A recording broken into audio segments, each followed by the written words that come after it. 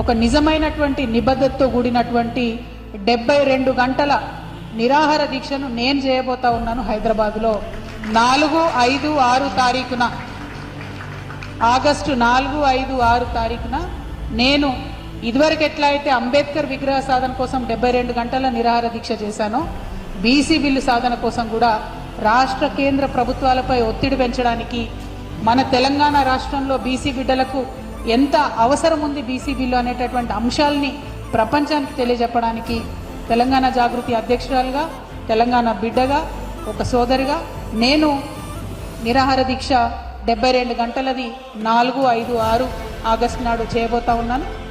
దీనికి సంబంధించి మేము ప్రభుత్వానికి కూడా ఇమీడియట్గా పర్మిషన్ కోసం పెట్టుకుంటాం. వాళ్ళు పర్మిషన్ ఇస్తే మంచిది, ఇవ్వకపోతే ఎక్కడ వీలైతే అక్కడ కూర్చొని 72 గంటలు మాత్రం ఖచ్చితంగా దీక్ష చేస్తాం.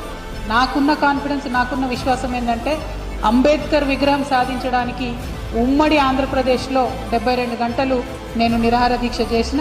ఆ తర్వాత అనౌన్స్మెంట్ వచ్చింది. కిరణ్ కుమార్ రెడ్డి గారు ఆనాడు ఒత్తిడికి తలొగ్గి అంబేద్కర్ విగ్రహాన్ని అసెంబ్లీలో పెట్టడం జరిగింది.